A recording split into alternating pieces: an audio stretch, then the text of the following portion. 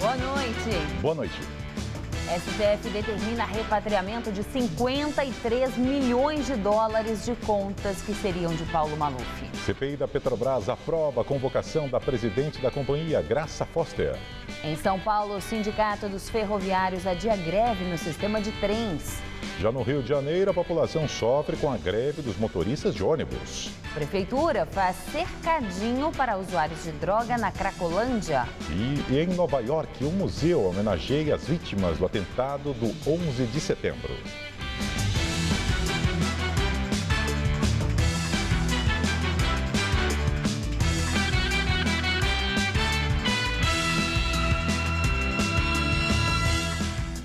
A reforma do pronto-socorro do Hospital das Clínicas, que começou há um ano, deveria ter sido concluída há 4 meses. O atendimento só acontece em caso de urgência. Mesmo assim, muita gente procura o pronto-socorro e não consegue consulta. Desde que começou a reforma, há mais de um ano, quem procura atendimento no pronto-socorro do HC tem de esperar do lado de fora. Hoje de manhã, como você estava falando, a fila dava a volta aqui.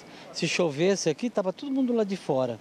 Essas imagens, gravadas com um telefone celular, mostram que só aguarda sentado quem consegue um lugar na mureta. Esse homem, que aparenta estar perdendo os sentidos, deita na calçada. 2 funcionários que usam o jaleco do HC passam por ele indiferentes.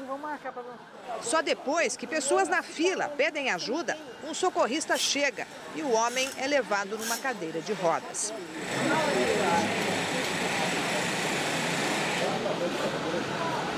A direção do pronto-socorro disse que os pacientes esperam aqui na rua porque não há espaço lá dentro, mas que todos recebem de uma funcionária que fica ali naquela guarita, junto com os seguranças, uma senha para a triagem. Ou seja, um médico avalia a condição do paciente, que pode ser atendido aqui ou orientado a procurar outro serviço de saúde perto da casa dele. Mas essa mulher diz que foi barrada antes de falar com o médico. Ela conta que não recebeu a senha porque a recepcionista, ainda na guarita, entendeu que o caso dela não era grave. Eu falei pra ela, né, que eu tô vomitando direto, tudo que eu como joga pra fora. E aí fica aquela bola. Quem está passando mal, a gente coloca para dentro de uma forma muito rápida. Quem está aguardando o acolhimento tem que esperar na calçada, porque hoje nós não temos espaço físico por causa da nossa reforma para colocar essas pessoas em algum lugar dentro do pronto-socorro para aguardar. A previsão da diretora é que a reforma, que visa ampliar o setor de emergência e o atendimento a pacientes graves, só termine dentro de mais 2 anos e meio. A ANS suspende 161 planos de saúde de 36 operadoras de todo o país. As suspensões valerão a partir de sexta-feira e devem durar 3 meses. A lista dos planos suspensos pode ser vista no site da ANS. Segundo a agência reguladora, a medida foi tomada por descumprimento de prazos estabelecidos para atendimento médico e realização de exames e internações, além de negativas indevidas de cobertura. O presidente da ANS falou sobre o assunto. As operadoras têm buscado resolver mais os problemas do consumidor quando o consumidor procura a agência. Não é natural que uma operadora que se descuide num determinado período ou tenha algum problema assistencial, de rede, ou algum problema econômico financeiro que a leve a restringir mais naquele relativo período, ela, na comparação com suas pares do mesmo porte, ela acabe tendo produtos, mais reclamados e que não tenha capacidade de resolução. A suspensão das vendas feitas pela agência, porém, não afeta o atendimento. As pessoas que já usam os planos de saúde atingidos apenas impede a inclusão de novos clientes. E a seguir, Sindicato dos Ferroviários adia greve prevista para acontecer amanhã em São Paulo. E mais uma polêmica no combate ao crack. A Prefeitura coloca cercadinho na Cracolândia para tentar tirar usuários do meio das ruas. Explosão de dinamite dentro de casa mata uma pessoa na zona leste de São Paulo. A polícia investiga se o filho da vítima guardava o artefato no local. Segundo a polícia, a explosão foi provocada por uma dinamite que estava dentro de uma mochila. O explosivo, comum em mineradoras, também é usado por criminosos para detonar caixas eletrônicos. Maria José, que morava na casa com 3 filhos, teria pisado acidentalmente no artefato e acionado o dispositivo. Ela morreu no hospital. Uma das filhas dela, que também estava na casa, não se feriu. A polícia investiga se o filho da vítima guardava dinamite na residência. Ele fugiu após a explosão. Ninguém sabia disso. Porque se soubesse, a gente não ia deixar, né? Ninguém sabia. Eu sei que ela entrou pro quarto para cuidar da roupa das crianças e só vi uma explosão. Acho que não sei se ela tropeçou, não sei onde estava isso. Só sei que só viu um pipoco aí.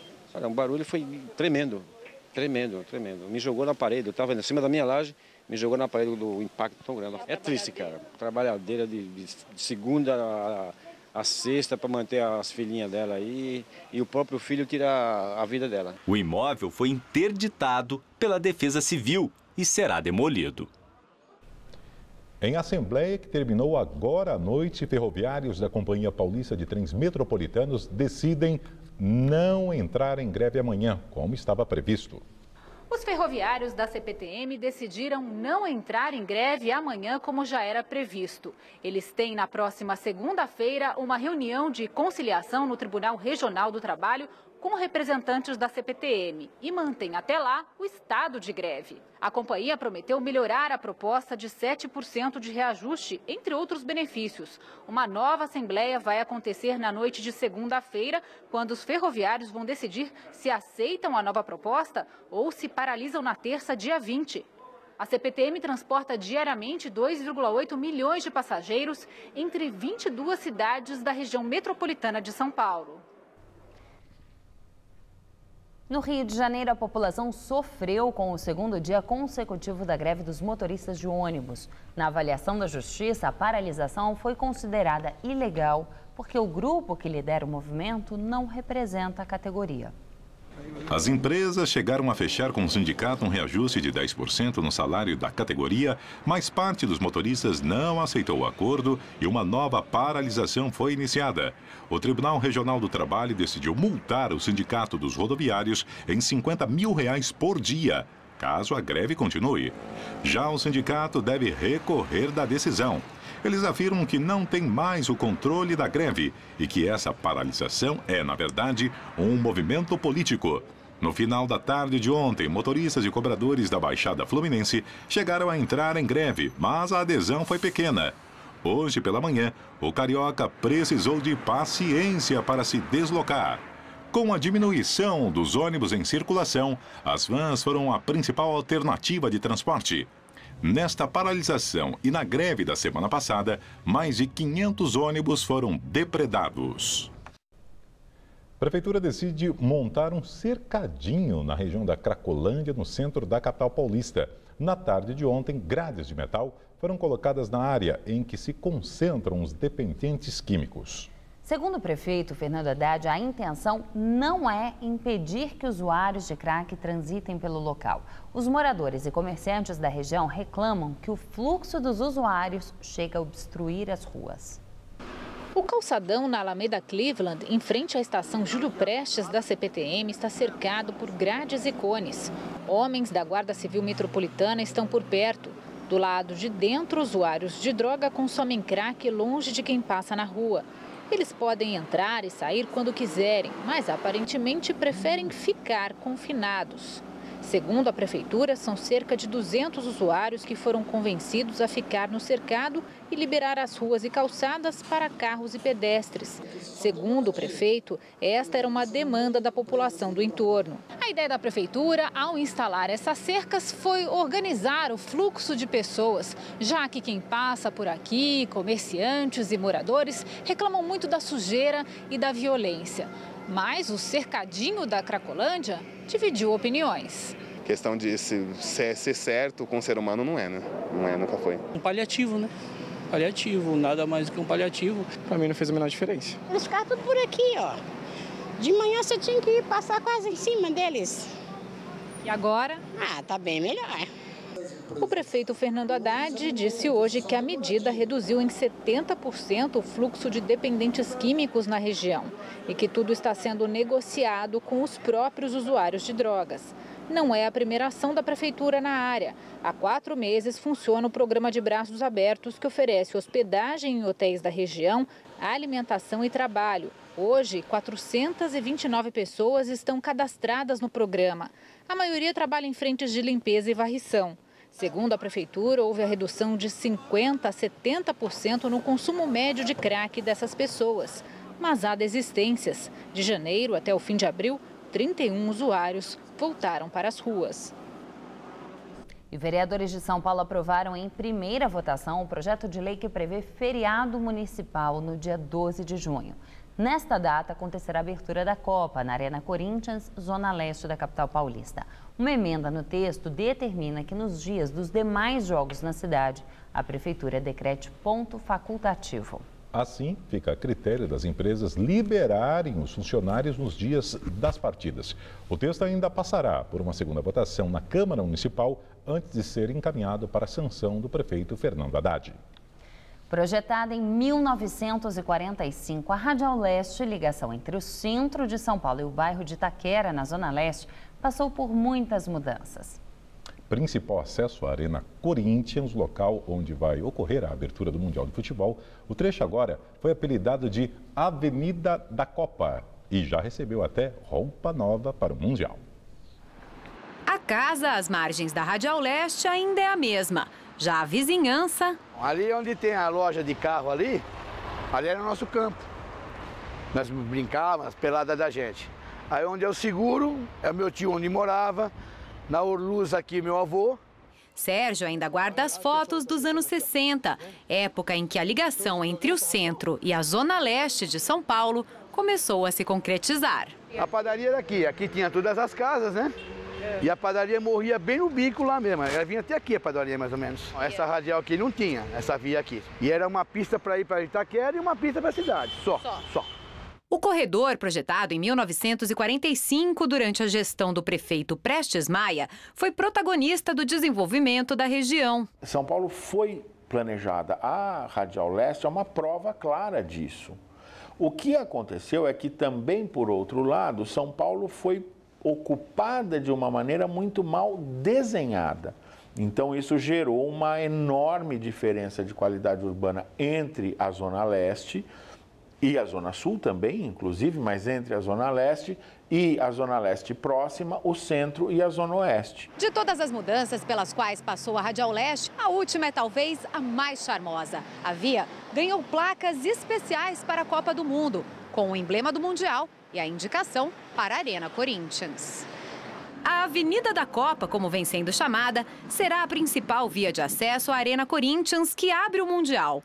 Para Caldana, construções como a do estádio são fundamentais para impulsionar a subsistência da região. O estádio, assim como as outras ações, ele comporá um novo tecido urbano, com maior número de atrativos, com maior movimentação econômica, gerando renda e emprego. O progresso chega, você tem que se adaptar. É poeira, é isso, é aquilo, é barulho. Mas hoje está aí a coisa mais linda do mundo, que é a Radial Leste. E em meio à crise no abastecimento em São Paulo, com o sistema Cantareira com apenas 8,4% da capacidade, o governo do estado afirma que multa por aumento no consumo de água ainda não tem data certa para ser aplicada. O governo do estado de São Paulo informou inicialmente que as contas de maio já teriam o valor da multa incluso, o que não aconteceu. Depois, a cobrança foi alterada para junho, mas a data foi revogada novamente e o governo ainda não sabe informar quando as multas começarão a chegar para os consumidores. Adversários políticos do governador Geraldo Alckmin especulam que a cobrança esteja sendo adiada por causa do calendário eleitoral. O tucano é pré-candidato à reeleição. E a partir de amanhã, a Sabesp começa a utilizar a água do chamado volume morto do sistema Cantareira. Segundo a Sabesp, com o uso dessa reserva de água, até outubro não haverá necessidade de racionamento. Mas se não chover até lá, a empresa admite que São Paulo poderá ter problemas. Ainda segundo a companhia, 86% dos consumidores reduziram o uso de água e, por isso, muitos estão ganhando desconto na conta. A cidade de São Paulo teve mais um dia típico de outono. Amanheceu friozinho, durante a tarde as temperaturas subiram e depois também fez muito calor e agora voltou a esfriar. A mínima prevista para essa próxima madrugada é de apenas 15 graus. O tempo segue firme e só há expectativa de chuva aqui em São Paulo no final de semana. Mas mesmo assim as pancadas serão fracas e passageiras. Amanhã aqui no estado a previsão ainda é de friozinho ao amanhecer, mas com o sol forte da tarde, as temperaturas sobem rapidamente ao longo do dia e a umidade do ar fica baixa, podendo atingir valores próximos de 30% no interior. Nessa quinta, mínima de 15 e máxima de 31 graus na região de Votuporanga. Já em São José do Rio Preto, a máxima chega aos 29 graus. E na faixa leste, os termômetros não passam da marca dos 26 no litoral. Aqui na capital, mínima de 15 e máxima também de 26 graus amanhã. Na sexta, o sol fica mais escondido, máxima de 25. E no fim de semana, voltam as condições de chuva fraca e a máxima prevista fica em torno dos 23 graus.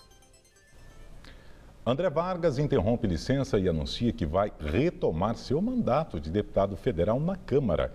Ele comunicou o presidente da casa, o deputado Henrique Alves, nesta tarde, por meio de uma carta. Vargas está em licença não remunerada desde o dia 7 de abril.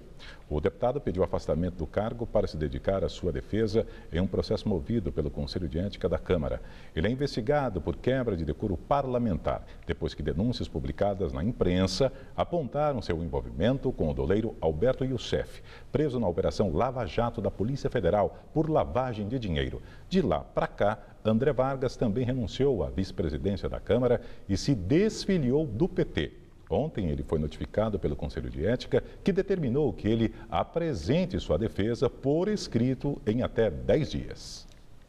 Integrantes da CPI da Petrobras no Senado se reúnem pela primeira vez e aprovam requerimentos para ouvir Graça Foster e Nestor Cerveró. A comissão vai investigar denúncias de irregularidades e má gestão na companhia. A presidente da Petrobras vai depor na próxima terça-feira.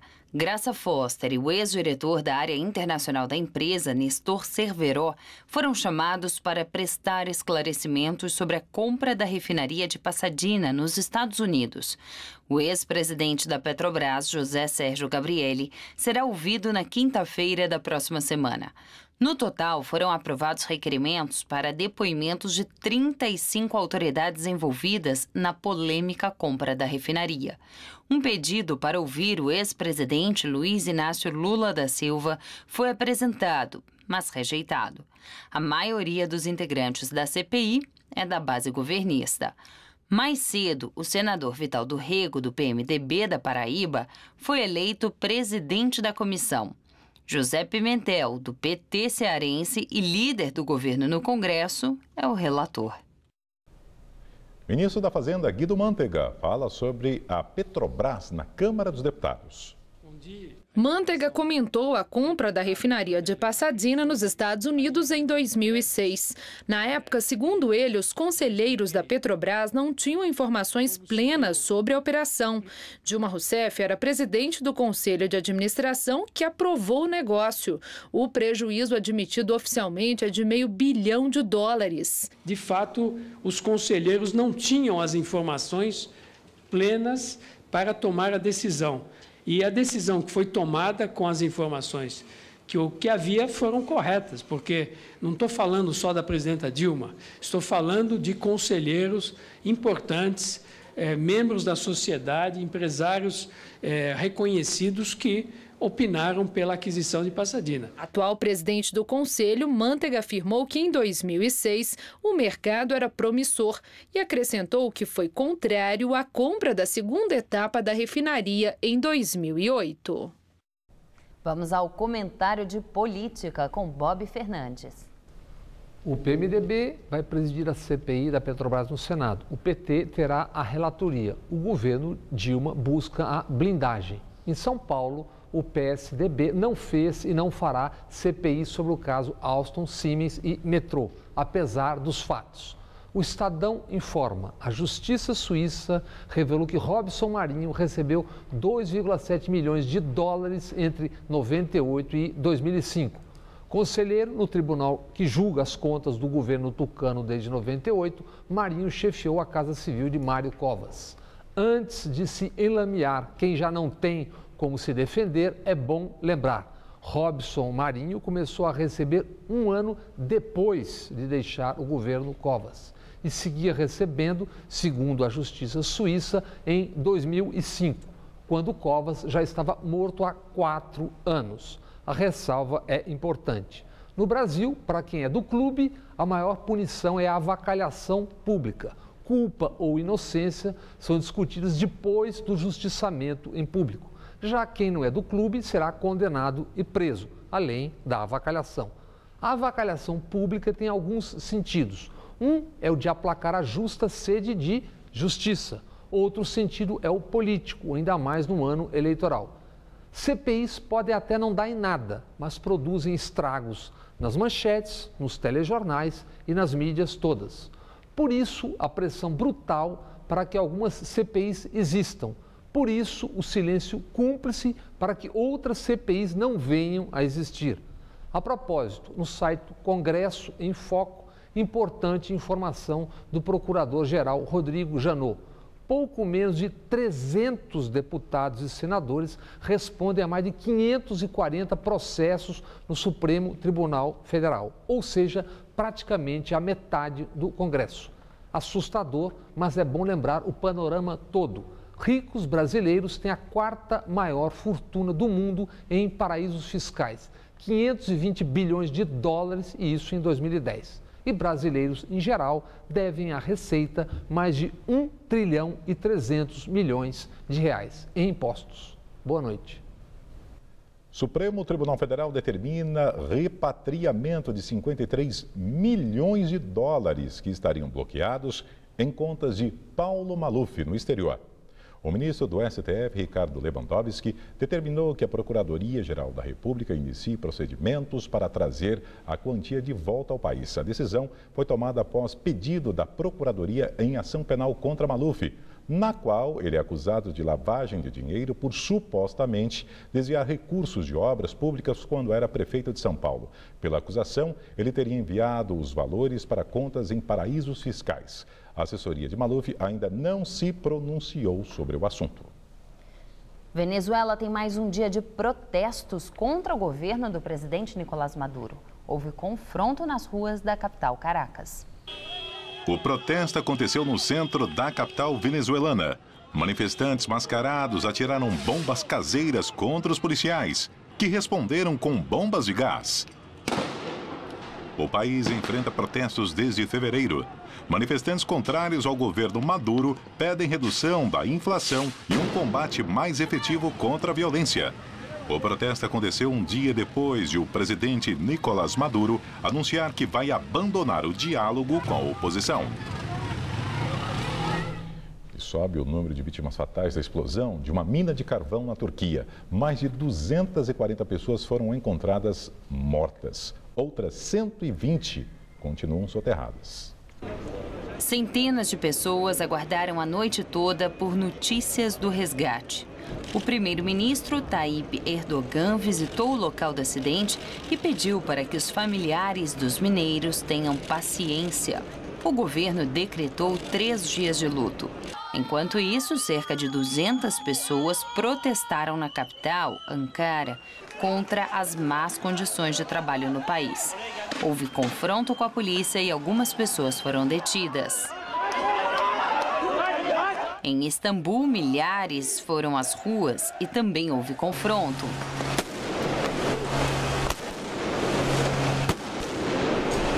Os manifestantes afirmaram que a tragédia na cidade de Soma foi causada por negligência, mas a empresa responsável pela exploração do local ressaltou que a mina de carvão seguia todas as medidas de segurança. A explosão de um transformador de energia teria ocasionado o desmoronamento. O Museu da Memória do 11 de setembro será aberto amanhã em Nova York. Os familiares terão acesso exclusivo por uma semana. Só depois o museu vai passar a receber o público. O Museu da Memória do 11 de setembro será inaugurado na base da antiga Torre Sul em cerimônia com o presidente Barack Obama. 2 grandes piscinas trazem nas bordas os nomes de 2.977 vítimas dos atentados terroristas de 2011. O museu reúne mais de 10 mil peças, incluindo doações particulares feitas pelas famílias, mais de 2 mil documentos e grandes objetos retirados dos escombros do World Trade Center. A história é recontada também por meio de vídeos. O visitante poderá ver colunas de aço retorcidas pelo impacto dos aviões. E a chamada Escada dos Sobreviventes, que foi transportada para o museu. A escada levava a uma saída para a rua e serviu de rota de fuga para centenas de pessoas. Objetos pessoais das vítimas, incluindo os dos bombeiros, estão por toda parte. O custo total do museu ficou em 700 milhões de dólares. 450 milhões foram levantados com dinheiro privado. A edição das 10 do Jornal da Gazeta termina aqui. Boa noite e até amanhã. Você fica agora com o Rony Fon todo seu. Uma ótima noite para você e até amanhã.